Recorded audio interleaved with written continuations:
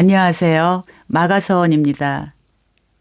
한 치 앞도 모른다란 말이 실감나는 요즘입니다. 갑자기 불어온 성령의 바람에 놀라서 마음의 각을 좀 세우다 보니 그동안 제가 세워두었던 일련의 방송 계획 모두가 일단 멈춤이 되었거든요. 원래 저의 계획은 더 폴 영화 리뷰 다음으로 이창동 감독님의 영화 밀양 리뷰를 준비하고 있었어요. 밀양 다음에는 드니 빌레브 감독님의 영화 컨택트 다음에 크리스토퍼 놀란 감독님의 영화 인터스텔라를 끝으로 영화당을 일단 마무리 짓고 독서당으로 넘어가려고 했던 것인데요. 그러나 저번 방송에서 말씀드렸듯이 너무도 강한 하나님의 역사하심 앞에서 제가 무엇을 하여야 하는지 새롭게 고민하지 않을 수가 없게 되었습니다. 하나님, 다음 방송으로 무엇을 하여야 합니까? 마음 깊은 곳으로부터 이러한 질문이 올라오게 된 것이죠. 사실은 예전부터 독서당의 첫 책도 이미 정해두고 있었거든요. 김순호 DTS 강사님의 성숙한 그리스도인과 영적 기초라는 책으로 독서당의 문을 열려고 했던 것이죠. 그러나 이러한 일련의 계획들을 다 내려놓고 하나님의 응답을 기다리고 있던 사이 작은 책 한 권이 마음에 떠올랐습니다. 김웅전 박사님의 복음이란 무엇인가란 소책자였습니다. 그래서 원고 작업을 바로 시작하게 됐죠. 그런데 10월 17일 금요일에 마가서원의 유 집사님을 모처럼 만나게 되었어요. 대화를 나누던 중 지난번 방송의 간증에 대한 집사님의 질문에서 모두가 공감할 수 있는 보편성이 느껴져 독서당을 시작하기 전에 간증과 관련하여 우연과 운명과 관계라는 주제로 간증의 의미를 좀 더 자세하게 정리해보고 싶은 마음이 드는 거예요. 그래서 집으로 돌아오자마자 새로운 원고 작업에 들어갔습니다. 먼저 간증의 개념에는 초월적 현상이라는 신적 능력이 포함이 되어야 하기에 하나님을 인격적으로 만난 이후 제게 일어났던 간증들 중에서 가장 객관적으로 간증에 부합되다고 생각되는 경험들을 되돌아보게 되었습니다. 성경 말씀 안에는 수많은 기적의 간증들이 있죠. 그 중에서도 해와 달을 머무르게 하셔서 여호수아에게 시간을 벌어주심으로써 전쟁에 승리하게 하신 기적과 히스기야 왕이 병들어 죽게 생겼을 때 해 그림자가 10도 뒤로 물러나는 기적은 출애굽 때 일어난 홍해의 기적과 더불어 정말 믿기 힘든 초자연적 이적이죠. 그러나 저는 시편 147편의 말씀을 찬양으로 풀어낸 찬양 비준비하시니와 얽힌 초자연적인 간증을 30번도 넘게 경험하게 된 이후부터는 여호수아서 10장의 기적과 열왕기하 20장의 기적은 문자 그대로 일어난 사실세계의 역사라고 믿게 되었습니다. 그래서 비준비하시니 간증을 다음 방송 원고로 풀어내고 있었던 거죠. 그러면서 저는 마가서원이 제 계획과 이상과 뜻이 아니라 그때그때 성령님의 개입하심을 통해 인도함을 받고 있구나라는 생각을 하게 된 것이죠. 그리고 방송 원고를 새로운 주제로 쓰게 된 바로 그 다음 날인 10월 19일 주일날에도 저희 부부는 정동제일교회로 갔습니다. 왜냐하면 지금 정동제일교회에서는 창립 140주년 역사학 강의가 3주 내내 이어지고 있거든요. 이번에는 본당에서 예배를 드렸어요. 지난번 예배 때 TV로 들었는데도 성가대의 아름다운 찬양에 깊은 감동을 받았거든요. 그래서 본당에서 직접 듣고 싶어서 일찍 도착해서 본당에 들어가 앞자리에 앉았죠. 예배가 끝날 즈음 갑자기 특별 순서로 중앙아시아에서 온 신학대 학생들이 특송을 부른다는 거예요. 그런데 찬양곡이 비준비하시니 찬양인 거예요. 아마도 지금 이 대목에서 저와 함께 지난 시간 동안 찬양 비준비하시니와 얽힌 간증들을 직접 경험하셨거나 듣게 되신 분들은 이 순간 제가 얼마나 놀래고 감격했을지 충분히 상상이 되실 것 같은데요. 네, 정말 학생들의 찬양이 울려 퍼질수록 이토록 한치의 오차도 없이 신실하게 역사해 주시는 하나님의 놀라운 초자연적인 섭리의 능력에 마음이 떨려왔습니다. 땅이여, 너는 주 앞, 곧 야곱의 하나님 앞에서 떨지어다. 저가 반석을 변하여 못이 되게 하시며 차돌로 샘물이 되게 하셨도다. 우리가 하나님이 일으켜 주시는 간증 앞에서 우리의 심령이 떨릴 때 반석과 차돌 같은 나의 심령이 샘물과 생명수로 변화되어집니다. 물이 변하여 포도주가 된 예수님의 그 능력이 지금 현재 바로 여기에서 나의 심령에 임하게 되는 것이니까요. 이리하여 방송 내용이 또 이렇게 바뀐 것이죠. 간증, 우연과 운명을 넘어선 관계에 대한 이야기는 다음 방송에 전해드리게 된 것입니다. 아니요, 나중이라고 말씀드려야 되겠네요. 정말 한 치 앞도 모르는 존재가 저희니까요. 지금은 이렇게 우리의 마가서원을 간증으로 인도해 가시는 하나님의 손길에 모든 것을 맡겨드리는 심정뿐입니다. 중앙아시아에서 온 아름다운 하나님의 선물, 학생들이 부르는 비준비하시니 찬양을 듣고 집으로 돌아와 이번에는 시편 147편 말씀으로 우리 마가서원을 찾아와 주신 하나님의 간증의 뜻은 무엇인지 묵상해 보게 되었습니다.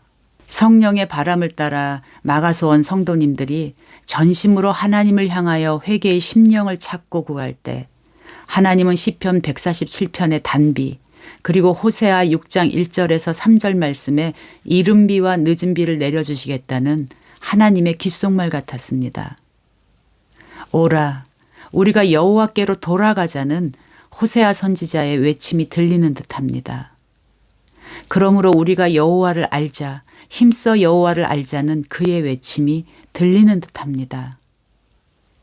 여호와를 알게 되는 유일한 길은 말씀을 거울로 삼을 때 일어나는 진정한 회개밖에는 없습니다. 회개의 영이 임하는 것 외에는 여호와의 마음을 알 길이 없습니다. 이른 비와 늦은 비가 내린다는 것은 회개의 영이 임하는 것입니다. 비는 성령의 부어짐, 하나님의 임재입니다. 비는 말씀입니다. 성령은 예수 그리스도의 영입니다. 말씀은 예수 그리스도입니다. 그러므로 비를 맞는다라는 것은 예수 그리스도의 영과의 접촉을 뜻합니다. 이 접촉이 일어날 때 우리는 기꺼이 거짓된 자라는 더러운 옷을 벗어버리게 되는 회개가 일어나는 것입니다. 이것이 진정한 축복입니다. 축복의 단비란 바로 이것을 뜻하는 것입니다. 진정한 축복이란 해빙이 아닙니다. 도잉이 아닙니다. 빙입니다. 존재가 바뀌는 것이 진정한 축복입니다. 복을 찾고 구하느라 헤매는 복사본의 인생이 아니라 존재 자체가 복이 된 자, 원본으로 바뀌어가는 여정이 복인 것입니다. 그러면 우리는 어떻게 이 진정한 복의 근원, 생명을 키워낼 단비를 맞을 수 있을까요? 저는 지금이야말로 지난번 말씀드린 터키의 수멜라 수도원과 데린쿠유에 대하여 말씀드릴 절호의 기회라 여겨집니다. 이 두 신앙의 장소는 제게 십자가를 떠올리게 합니다. 먼저 십자가의 가로선입니다. 그것은 수멜라 수도원이 상징이 되고 있죠. 위치적으로 수도원은 세속으로부터 54km 떨어진 알틴데레 계곡 깊숙한 절벽 산 위에 존재합니다. 우리는 아브라함처럼 익숙한 세속의 문화로부터 떠나야 합니다. 멀리 떠나면 떠날수록 비를 만들 구름은 피어나기 시작하죠. 자본주의적인 세계, 기계 문명의 세계, 첨단 정보 기술의 세계 속에서 살아가면서 시선을 외부가 아닌 내부로 향하게 한다는 것은 존재 중심부가 몸부림을 치지 않고는 결코 가능하지 않습니다. 감각의 힘을 약화시켜서 세상과 내면의 거리를 확보하고 거리감을 유지하는 정도는 하나님을 향한 전심의 정도를 나타내죠. 두 번째로 십자가의 세로선입니다. 깊이 파고드는 것입니다. 그리고 위를 향하는 것입니다. 그들은 수저 하나로 파고 또 파고 들어갔습니다. 원래 데린쿠유는 티르키예어로 깊은 우물이라는 뜻이랍니다. 카파도키아에 있는 데린쿠유는 85m에 이른 지하 8층 깊이의 지하 도시입니다. 그러나 학자들은 아마 지하 20층까지 있을 거라 추정합니다. 세상을 피해 멀리 떨어져 있는 그 자체가 목적이 아닙니다. 멀리 떨어져 나온 다음엔 깊이 파고 들어가야 합니다. 이곳까지 온 목적이 있으니까요. 여기서 만나야 하는 이가 있으니까요. 가장 깊은 곳에 있는 것은 우물, 그 우물 안에 담겨 있는 생명수 말입니다. 에덴 동산에서 발원한 네 강이 에스겔 환상의 성전의 문지방을 넘어 갈보리 십자가의 주님의 보혈이 되어 당신의 내면 안으로 흘러 들어가려면 내면의 가장 깊은 곳까지 파고 들어가며 수로를 내야 합니다. 그러나 세상의 유혹이든 세상의 핍박이든 세상은 끈덕집니다. 세상은 이 은신처까지 추격합니다. 그러기에 우리에겐 돌문이 필요합니다. 두꺼운 돌문이 적들의 침입을 막아버립니다.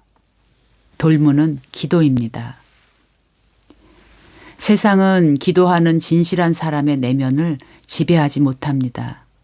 그는 매 순간 기도를 통하여 하나님께 의지할 테니까요. 그리하여 데린쿠유에서 제게 인상적이었던 것은 돌문과 우물과 환풍구였습니다.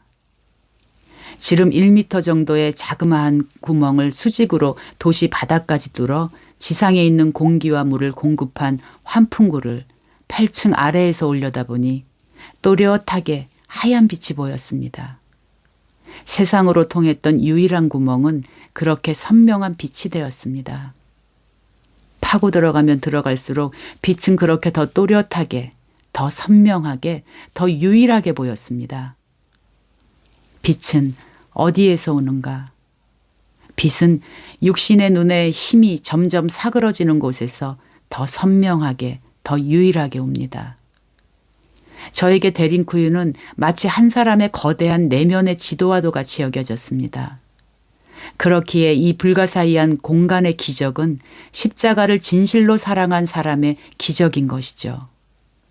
전문가들의 추정에 의하면 햇빛이 부족해 각기병이나 구루병을 앓는 사람들이 많았으며 동굴 생활을 하기 위해 생명 유지에 꼭 필요한 최소한의 음식만 섭취하고 배출해서 별다른 화장실의 흔적조차 발견할 수 없었다고 하니 그토록 처절한 생활력이야말로 생활 예배처럼 제게는 여겨졌어요.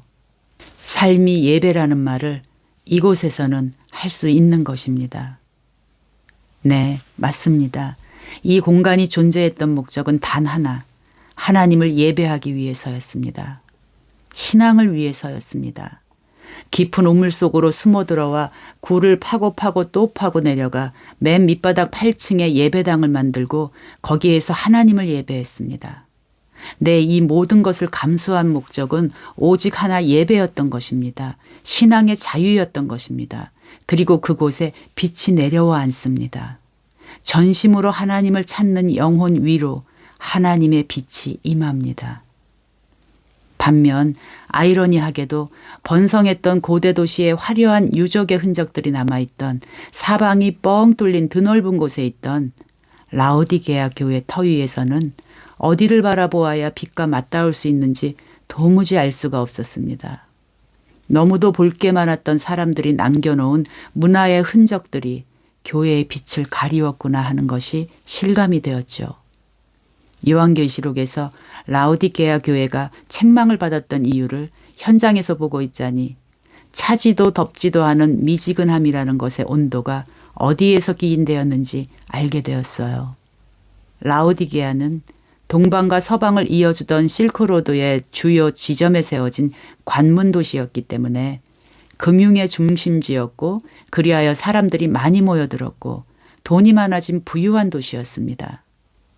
라오디게아 교회에서 6.5km 정도 떨어진 히에라볼리의 온천물이 수로를 통해서 이곳으로 오기까지 여러 곳을 거치면서 식어버려서 덥지도 차지도 않은 물이 되었는데 요한은 세속의 부유함이 주는 안일함에 빠져버린 그 당시 라오디게아 교인들의 영성을 이 물의 온도로 비유한 것이죠. 구원의 여정을 걸어가는 성도가 가장 경계해야 할 것이 안일함입니다. 왜냐하면 안일함은 우리의 인생을 허비하게 함으로써 진정한 삶으로부터 우리를 멀어지게 하기 때문인 것이죠. 시간은 강물과 같고 시간은 날아가는 화살과 같기 때문입니다. 그러므로 하나님을 전심으로 기다리는 영혼은 스스로 자발적인 가난의 심령으로 들어갈 수밖에 없습니다. 자본주의적 삶은 끊임없이 우리에게 돈을 최고의 가치로 여기게 하고 그것을 추구하게 만듭니다. 왜냐하면 돈이 쌓이면 우리에게 행복하고 편안하며 안락한 내일이 있을 거라고 장담하기 때문이죠. 전심으로 하나님을 기다리는 사람은 하나님과 그의 나라 외에는 관심이 점점 줄어들게 됩니다. 이미 자기 자신과 정직하게 대면하여 실존적으로 무엇을 추구할지 마음에서 결정을 내린 사람은 수멜라 수도원의 사람들처럼 세속과 거리를 두게 되고 데링쿠유의 선배님들처럼 진정한 예배가 삶이 되게 하는 것에 목숨을 바치게 됩니다. 자신의 삶의 이야기로서요. 진정한 예배는 삶이니까요. 오늘 하나님이 부르신 그 삶의 자리요. 그러나 그 마음의 중심에 돈을 추구하는 사람은 경건의 모양은 있을 수 있으나 그에게 경건의 능력인 복음의 능력은 나타나지 않을 것입니다. 저는 오늘 이 글을 쓰면서 데링쿠유와 라오디게아 성도님들이 마치 슬기로운 5처녀와 어리석은 5처녀, 10처녀 비유로 읽혀집니다. 인간은 결국 이렇듯 두 부류로 나뉘게 된다고 성경은 말씀하시고 계신 것 같아요. 마음 중심이 지금 여기에서 무엇을 추구하고 있느냐 하는 문제로 귀결되죠. 천국문을 두드리며 하나님을 구하고 찾는 사람은 마침내 진정한 자기 자신을 구하고 찾게 됩니다. 그렇게 하나님과의 진실한 관계 속에서 진정한 자기 자신을 만나는 기쁨을 맛본 사람만이 슬기로운 5처녀처럼 집중된 삶을 살아가게 됩니다. 마르다와 마리아의 모습이 여기서도 생각이 나네요. 기다림이란 이처럼 진정한 삶을 준비하는 것이며 그 자체로 이미 진정한 삶이 된 것입니다. 신랑을 향한 진실한 마음이라는 측면에서는요. 사람들은 자신이 자신의 삶을 살아가고 있다고 생각하는데 그것은 진리의 측면에서 보면 거대한 착각입니다. 우리는 진정한 삶을 준비하고 있는 것입니다. 이것은 오래 걸리는 일입니다. 여정이죠. 아브라함의 여정입니다. 신랑 대신 진리, 그 진리가 준비된 자에게 임할 때 그때 비로소 준비라고 여겨졌던 그의 시간들이 진정한 삶으로 승화되게 되는 것입니다. 순결한 믿음에 가닿은 시간은 이처럼 중첩됩니다. 그러므로 기다림은 신랑과 신부의 연합을 위한 단장의 시간과도 같습니다. 하나님은 신랑이 되셔서 신부에게 입맞춤하시기 위해 비를 준비하고 계십니다. 신부인 성도는 신랑을 맞이하기 위해 데링쿠유, 은신처로 들어가 가장 깊은 우물, 생명수인 예수 그리스도의 보혈로 자신을 깨끗하게 씻으며 단장합니다. 진리를 위해 고통을 받아들이는 헌신으로서요. 이것이 비를 준비하시는 하나님께 대하여 전심을 다하는 사람의 모습일 것입니다. 그러면 구체적으로 우리는 어떻게 하나님께서 각 사람을 위해 예비하신 이 성령의 축복의 비를 만날 수 있을까요? 먼저 개인적으로 조용히 하나님께 나아가시는 하나님만을 기다리는 시간을 확보하십시오. 날마다 하루하루 굴을 파는 심정으로 당신만의 데링쿠유를 파들어 가십시오. 골방으로 들어가십시오. 지성소로 들어가십시오. 그곳은 당신의 마음속입니다. 물리적 시간은 중요하지 않습니다. 더 중요한 것은 진심 어린 마음입니다. 하루의 시간을 정하여 단순하게 어린아이처럼 기도하십시오. 하나님을 구하고 찾는 마음이 간절해질 때까지 포기하지 마십시오. 갖가지 세상 일들이 로마 군사처럼 당신의 내면의 골반까지 흔들으려 할지라도 끝까지 이기십시오. 그 어떤 대가지불이라도 데링쿠유의 선배님들처럼 하겠다고 결단하십시오. 그리고 그 기다림의 시간을 지켜내십시오. 간절함 또한 하나님의 영이 주셔야만 가능합니다. 이미 세속에 깊이 물든 우리의 심령이 순전하게 간절해지기 위해서는 시간이 필요합니다. 여기에서야말로 인내가 중요해지는 이유인 것이죠. 인내는 신부의 가장 아름다운 향기, 향내입니다. 영혼의 향내입니다. 새 속에 물든 영혼에게는 악취가 진동을 합니다. 숨을 쉴 수가 없습니다. 신랑은 재 묻은 신부를 기다리십니다. 그러나 곁에서 함께 하시지는 못합니다. 자신을 잠시 숨겨두십니다. 신약에서 예수님이 무리들에게 말씀을 선포하신 후에는 무리들을 늘 떠나시던 모습이 보이시지요. 그것은 무리에 속한 영혼이 자기 자신을 찾아 아름다운 신부, 제자가 되기를 기다리시기 때문입니다. 우리는 무리에서 제자로, 제자에서 사도로의 여정으로 자라나야 합니다.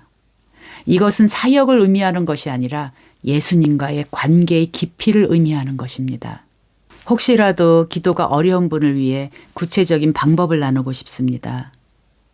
그러나 이것은 저의 개인적인 권면일 뿐이니 이미 개인적인 기도의 방법을 터득하신 분들은 각자의 주님과의 관계 안에서 인도해 주시는 대로 기도하시면 좋겠습니다.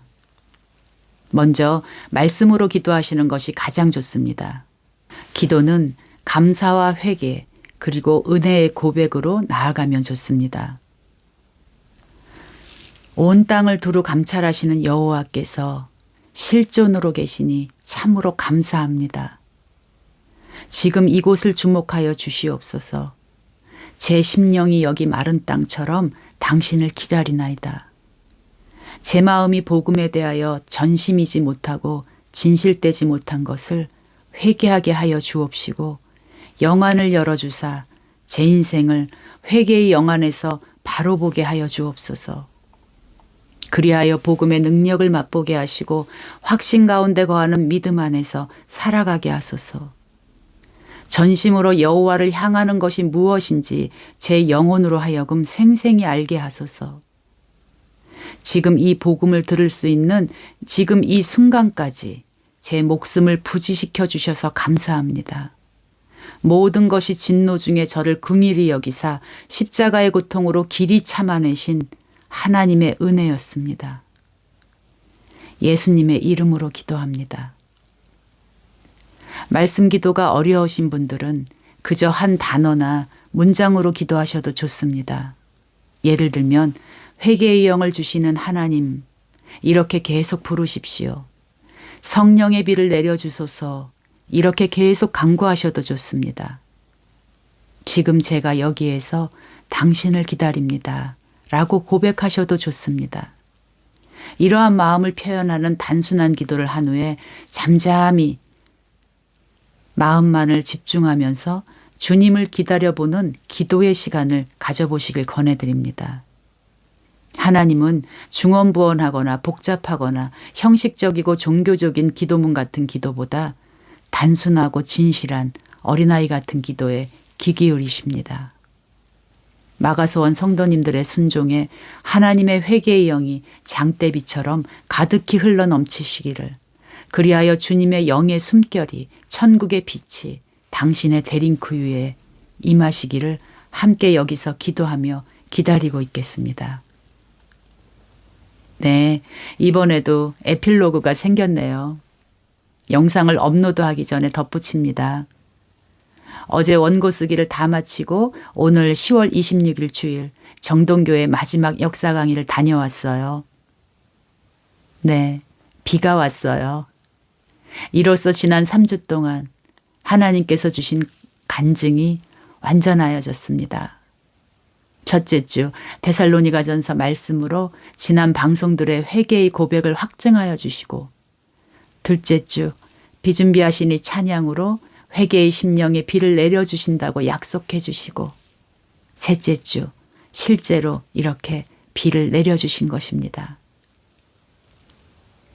내 영혼이 잘된 같이 내가 범사에 잘되고, 하나님의 축복은 이처럼 영으로 시작하셔서 존재의 현실 세계까지 완벽하게 이루어 가시는 축복이신 것입니다.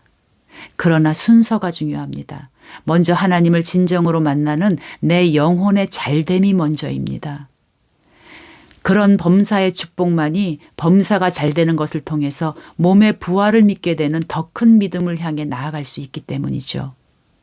이럴 때만 잘된 범사는 잘된 영혼의 열매가 되기 때문입니다. 영혼이 잘 된다는 것은 회개를 의미합니다. 회개는 이렇듯 보이지 않는 것과 보이는 것 양자에 임하는 완벽한 축복의 전제인 것입니다. 회개 없이 천국은 없습니다. 회개 없이 몸의 부활은 없습니다. 하나님의 축복과 구원은 영과 육을 구속하시는 완전함이십니다. 그러나 순서가 너무도 중요함을 다시 한번 강조하고 싶습니다. 믿음은 보이지 않는 것의 실상인 것입니다. 보이지 않는 것의 증거로 오늘 물리적으로 비를 내려주셨습니다. 간증을 현실로 확증해 주셨습니다. 나에게 돌아오는 영혼에게 잘됨을 주시겠다고 약속의 비를 내려주신 것입니다. 믿음과 순종으로 이 축복의 비를 흠뻑 맞으십시오.